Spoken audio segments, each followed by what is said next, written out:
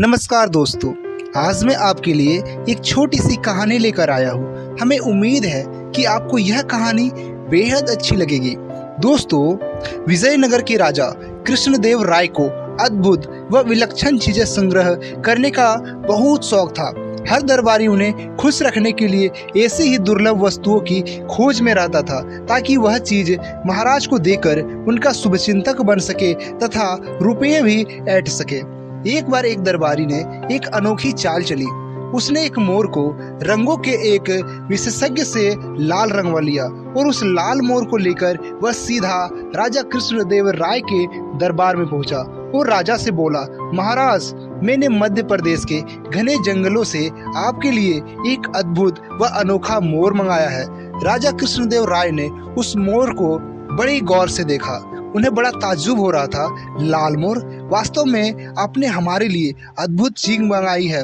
हम इसे राष्ट्रीय उद्यान में बड़ी हिफाजत से रखवाएंगे। अच्छा, यह तो बताओ कि इस मोर को मंगाने में तुम्हें कितना खर्च करना पड़ा। दरबारी ने अपनी प्रशंसा सुनी तो वह प्रसन्न हो उठा। बड़े ही विनम्र भाव से वह राजा से बोला, महाराज, आपके लिए यह अनोखी वस्तु लाने के लिए मैंने अपने 2 सेवक पूरे देश की यात्रा पर भेज रखे थे। वे वर्षों तक किसी अद्भुत वस्तु की खोज में लगे रहे। तब कहीं जाकर मध्य प्रदेश के जंगलों में यह अनोखा लाल रंग का मोर मिला। मैंने अपने उन सेवकों पर करीब 25,000 रुपये खर्च किए हैं। उस दरबारी की बात सुनकर राजा कृष्णदेव राय ने तुरंत मंत्री को आज्ञा दी, मंत्री जी, इन सज्जन को 25,000 रुपये राजकोष से दे दिए जाए। मंत्री जी को यह आज्ञा देकर राजा ने दोबारा उस दरबारी से कहा, यह तो आपको वह रुपया दिया जाता है जो आपने खर्च किया है। इसके अलावा 1 सप्ताह बाद आपको उचित पुरस्कार भी दिया जाएगा। दरबारी को भला और क्या चाहिए था। वह तेनालीराम की ओर कुटिल भाव से देखकर मुस्कुराने लगा। तेनालीराम उसके मुस्कुराने का मतलब समझ गया, लेकिन समय को देखते हुए उसने चुप रहना ही उचित समझा। तेनालीराम यह भी समझ गया कि लाल रंग का मोर किसी भी देश में नहीं पाया जाता। उसे लगा यह सब अवश्य ही इस दरबारी की कोई चाल है।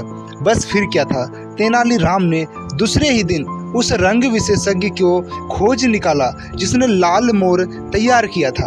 तेनालीराम 4 और मोर लेकर उस चित्रकार के पास पहुंचा। उसने उन्हें लाल रंग से रंगवा कर तैयार कराया और उसी दिन उन्हें दरबार में ले जाकर राजा से कहा, महाराज, हमारे मित्र दरबारी ने 25,000 से केवल 1 मोर ही मंगवाया था और मैं सिर्फ 50,000 में उससे भी अधिक सुंदर 4 लाल मोर ले आया हूँ।